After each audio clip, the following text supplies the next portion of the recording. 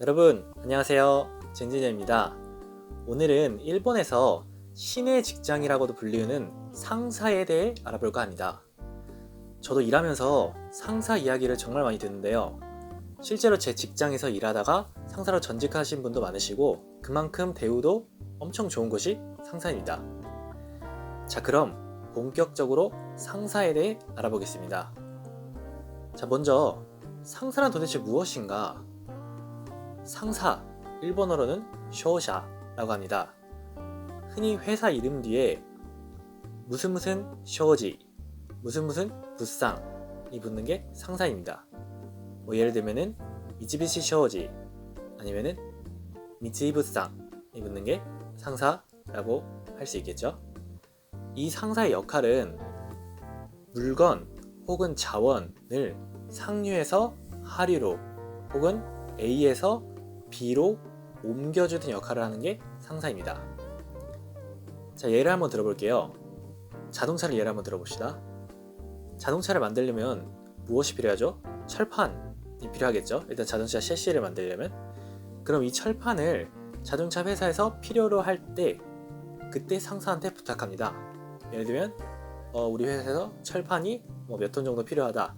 그러면은 상사는 철판 만드는 회사에 연락을 해서 철판을 주문해서 기일 내에 자동차 회사에 납품하게 됩니다. 이런 과정에서 상사가 개입하게 되는 것입니다. 얼핏 보면은 누구나 할 수 있는 단순한 일처럼 보이지만 실은 그 안에 엄청난 규모의 자본이 왔다 갔다 하는 경우가 굉장히 많습니다. 일본의 경우에는 이 상사의 역할이 전 사회 전반에 걸쳐서 뻗어 있고 굉장히 넓고 깊숙이 침투해 있습니다. 한마디로 치면은 상사의 제국이라고도 할 수 있습니다. 제가 왜 그런지 설명해 드리겠습니다. 자, 일단 그 전에 그럼 일본 상사에 취업하면 도대체 연봉이 얼마나 되는가에 대해 한번 알아보겠습니다. 일본에서 상사라 하면은 크게 종합상사는 소고쇼샤랑 그 다음에 전문상사, 센몬쇼샤 의 두 가지로 나뉩니다. 종합상사는 말 그대로 다 하는 거, 업종에 가리지 않고 취급을 하는 게 종합상사이고, 전문상사는 이 한 분야, 예를 들면 아까 자동차 철판에 관해서만 전문적으로 취급하는 게 전문상사입니다. 보통 대기업 상사, 일본에서는 5대 쇼샤라고 하는데 대표적인 5대 종합상사가 있습니다. 미쯔비시 상사, 미쯔이물산, 스미토모 상사, 이토츠 상사, 그 다음에 마루베니. 이 5대 상사는 평균 연봉이 1200만엔 이상으로 가장 많은 미쯔비시 상사, 미쯔이물산 같은 경우는 1400만엔 이상도 넘어가기로 유명합니다. 그래서 일본에서 상사에 들어갔다 하면은 그냥 그 사람 인생은 앞으로 활짝 핀 거나 다름없습니다. 일본 여성이 결혼하고 싶은 남성 1순위, 2순위에 의사와 같이 항상 드는 게 상사면이죠. 일본에선 쇼샤망이라고도 합니다. 물론 그만큼 경쟁률도 엄청 세고 아무나 막 들어갈 수 있는 것은 아닙니다. 제 주변에도 들어간 사람은 아직 단 한 명도 못 봤습니다. 다만 우리 같은 외국인이 들어간다고 해도 워낙 쟁쟁한 일본인들도 많기 때문에 승진의 무턱은 아마 굉장히 좁지 않을까요? 어찌되었던 상사는 일본에서 꿈의 직장, 신의 직장으로 불리는 이유가 바로 여기에 있습니다. 자, 그럼 도대체 단순히 물건 전달만 하는 것 같으면서 왜 이 상사는 돈을 그렇게 잘 벌까 하는 의문이 생깁니다. 하지만 이건 상사의 역할에 대해 굉장히 과소평가한 말이고 실제 상사의 힘은 엄청납니다. 자, 그럼 일본에서 가장 큰 상사인 미쯔비시 쇼지, 미쯔비시 상사를 예를 들어서 한번 알아보겠습니다. 자, 이 사진, 이게 미쯔비시 상사의 건물 앞입니다. 제가 도쿄역의 마르노치 빌딩가를 참 좋아합니다. 이 미쯔비시 상사는 이 마르노치 중심부에 떡하니 건물이 자리 잡고 있습니다. 일본에서 이 마르노치의 빌딩을 가지고 있는 회사는 절대 안 망한다는 이야기도 있습니다. 자, 그럼 한번 시가총액을 한번 볼까요? 자, 미쯔비시 같은 경우는 19위에 위치해 있나요? 그리고 시가총액이 약 4.9조 엔, 95조 엔, 한국 돈으로 약 50조 원 정도 되는 규모입니다. 자, 한국으로 따지면은 한국에서 우리나라에서 50조 원 정도 되는 규모의 회사는 SK 하이닉스가 55조 원으로 미쓰비시 상사보다 약간 조금 더 높네요. 이 정도 규모의 회사가 바로 미쓰비시 상사입니다. 그런데 이 미쓰비시 상사는 미쓰비시 상사 단 하나만 있는 게 아니라 바로 구 미쓰비시 재벌 계열의 그룹 회사 중에 하나입니다. 미쓰비시 그룹 회사는 현재 총 626개사가 있고 이 중에 하나가 바로 미쓰비시 상사입니다. 이 그룹 회사는 그 존재만으로도 거대한 카르텔을 형성하고 있습니다. 아까 처음에 제가 상사의 정의에 대해서 말씀드렸죠. 상사는 물건을 옆에서 옆으로, 상류에서 하류로 전달한다는 것 기억나시나요?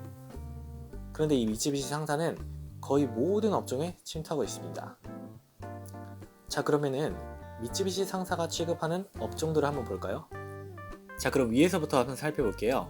맨 위에 지기環境인프라 지교 그룹이라고 써져 있거든요. 이거는 이제 뭐 지구환경 인프라 사업 전반에 걸친 그런 그룹이라는 뜻이고, 그다음에 두 번째는 신산업 금융 사업이라고 되어 있네요. 이거는 뭐 금융, 예를 들면은 한마디로 말하면 은행, 부동산 이런 거예요.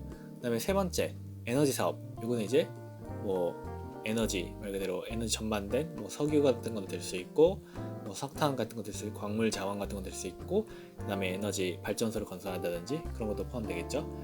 금속 그룹은 말 그대로 이제 철강 제품화 얘기했듯이 그런 뭐 금속 자원 뭐 그런 것들이 될 수 있겠고요. 그다음에 기계그룹은 이제 전반적인 그런 중공업 계열이죠. 미쓰비시 중공업 계열.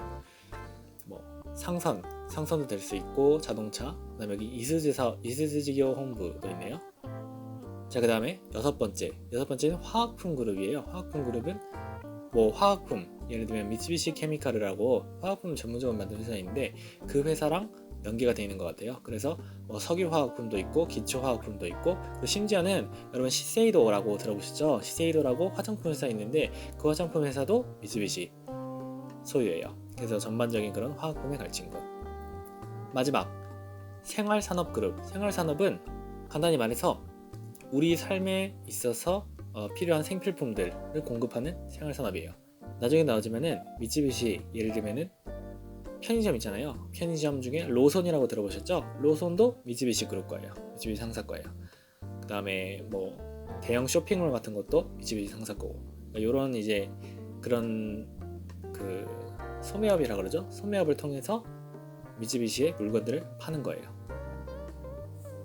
자, 이렇게 있습니다. 거의 전 산업 전반에 걸쳐서 걸터 있습니다. 아까 자동차를 다시 한번 예를 들어 볼게요. 자, 자동차를 만들기 위해서는 철판이 필요합니다. 철판을 만들기 위해서는 그 원료가 되는 철이 필요하죠. 이 철을 뭐 국내가 됐던 외국이 됐던 이 철을 가지고 오는 회사가 미쓰비시 그룹의 소유입니다. 또 자동차를 만드는 회사도 미쓰비시 그룹의 소유입니다. 미쓰비시 자동차라고 좀 한 번씩 들어본 적 있으실 거예요. 그럼 철판 만드는 회사는 굳이 가지고 있을 필요는 있나요? 어차피 자기네들을 통해야 그 영업이 성립이 되는데, 그러면은 자, 그럼 자동차를 만들었습니다. 자동차를 만들면은 이걸 팔아야 되잖아요. 그러면 그 판매처가 필요하죠. 이걸 판매하는 판매처도 미쓰비시 소유입니다. 또 자동차를 팔아서 예를 들면 자동차를 수출을 하잖아요. 만들어서. 그럼 수출을 하기 위해서는 이 배로 실어서 가야 되는데 이 배를 가지고 있는 해운 회사도 미쓰비시 소유입니다. 그리고 그 배를 만드는 회사도 미쓰비시 겁니다. 또 자동차 움직이려면은 기름 필요하죠. 이 기름을 가져와서 뭐 외국에서 가져와서 일본 내에서 판매하는 회사도 미쓰비시입니다. 그리고 가장 중요한 거, 여러분, 이 모든 걸 하려면은 뭐가 필요하죠? 바로 머니, 돈이죠. 그 돈을 만들어내는 은행도 미쓰비시 겁니다. 뭐 이 정도면은 설명이 더 필요한가 싶은데요. 그래서 제가 직접 오늘 날씨도 좋아서 나가보아서 과연 미쓰비시의 카르텔은 이 우리 삶 곳곳에 어디까지 침투해 있나, 저희 동네에 미쓰비시 관련 회사들을 직접 발로 뛰어서 한번 조사해봤습니다.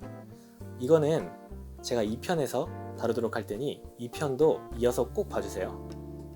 그러면은 이 영상이 유익하셨다면은 좋아요와 구독 꼭 눌러주시고 젠지니어 블로그도 들러서 많은 정보, 일본 취업, 일본 유학에 관한 많은 정보 얻어가시면 감사하겠습니다. 이상 젠지니어였습니다. 2편에서 또 만나요.